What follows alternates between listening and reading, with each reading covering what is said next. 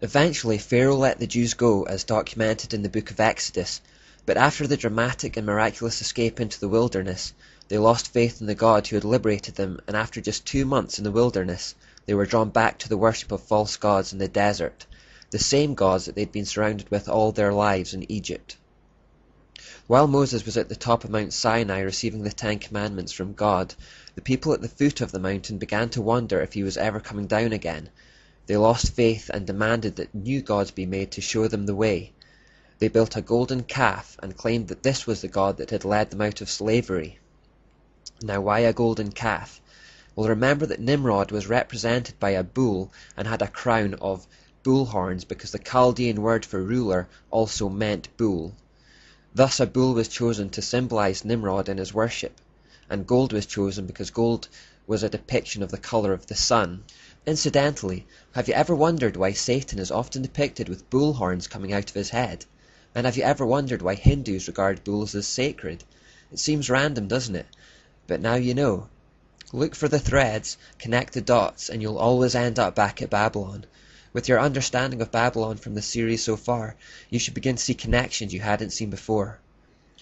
Following after the abominable patterns of worship set by Nimrod and Semiramis, which included sexual rituals and fornication, Moses returned from the mountain to find the Israelites defiling themselves by reveling in this kind of behavior.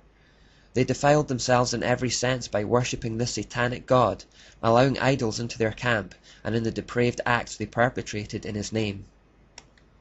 Now, we have already seen examples of the cancerous spread of wickedness in the world, and the same was threatening to happen amongst God's chosen people here. Moses had to take swift action to purge the camp. A little yeast is quick to infect the whole batch, and the Jews simply had to be kept holy. They were absolutely vital to God's master plan of salvation for the world. If they too were lost to paganism, there was no hope for mankind. The whole world would be doomed to hellish misery and destruction. If the Jews did not survive as a righteous people devoted to God, then there would be no people group through whom Jesus could be born. The Messiah, who was destined to die on a cross for the sins of the world, overcoming death and Satan in the process, to free mankind from the yoke of slavery it was currently under, could not come. The Bible that tells us about those events would never have been written, meaning we would be without hope. The very existence of hope, life and liberty hinged on what happened to the Jews. It was that important. Moses made a tough decision. He asked all those who were on the Lord's side to come to him. They were then told to strap on their swords and kill those who weren't. Around 3,000 died that day. This incident is used by modern atheists to portray God as a bloodthirsty monster, unworthy of worship. But if those 3,000 hadn't died, and the Jews had turned to paganism and Jesus hadn't come, I doubt if there would even be a world today. And if there was, it would be hell on earth. Satan would be running amok, and there would be nothing but wickedness, depravity, pain, and misery. We only have to look in further detail at some of the practices associated with the ancient gods to get an idea. For example, take Molech, who was the form of Marduk or Nimrod worshipped by the Ammonites. We read in Leviticus that part of their rituals involved child sacrifice and cannibalism. God warned Moses about this repeatedly.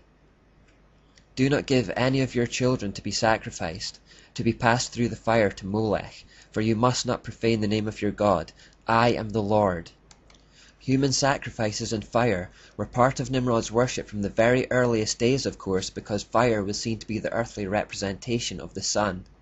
Later, in Jeremiah 32:35, we read, They built high places for Baal in the valley of Ben Hinnom to sacrifice their sons and daughters, causing them to pass through fire to Molech, though I never commanded, nor did it enter my mind that they should do such a detestable thing and so make Judah sin.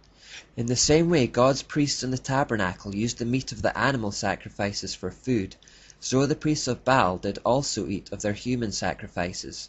In fact, this is where we get the word cannibal from.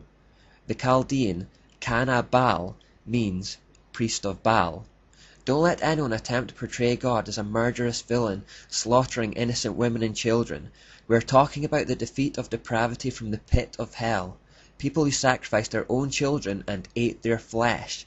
The camp had to be kept holy, a concept our world understands little about. We should also see in this episode the burning hatred God has for sin, and remember how vital it is for us to remain righteous in His sight today. Because of Jesus, there is now no need for bloodshed when we sin, and this has perhaps diminished our understanding of its severity. We should remember, however, that the punishment for sin is as severe today as it always has been. It's just that Jesus already spilled His blood so that we don't have to. When we sin, we deserve death just as much as those Israelites who turned away from God. Thank Jesus He has taken the punishment on our behalf.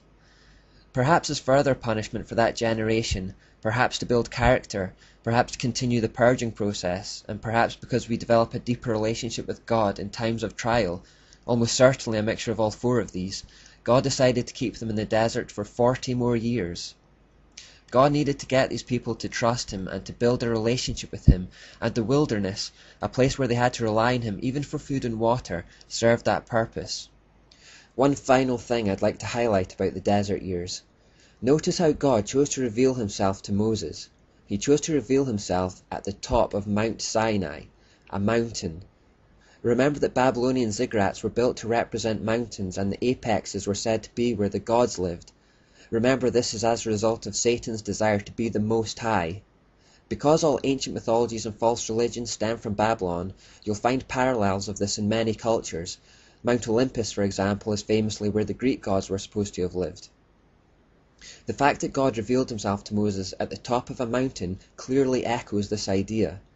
It is likely God did this so the Israelites could understand what was going on when Moses ascended Sinai. They were used to the idea that deities lived at the top of mountains. This appears to be God using what they already knew to communicate that He was their God, talking to them in a symbolic language they could understand. And since ziggurats were built by man to glorify man, and their gods were said to reside there, God was showing His superiority again by revealing Himself atop a mountain that He'd made, a real one, and on ground that was so much higher than any ziggurat. What God was saying to His people is that He was the real Most High. Just to connect some more dots with this, remember that Jesus' most famous sermon is the Sermon on the Mount. This wasn't an accident. By choosing that location, He was subtly revealing Himself in the symbolic language to be God. You see, the Bible starts to reveal extra layers when you understand the nature of the battle.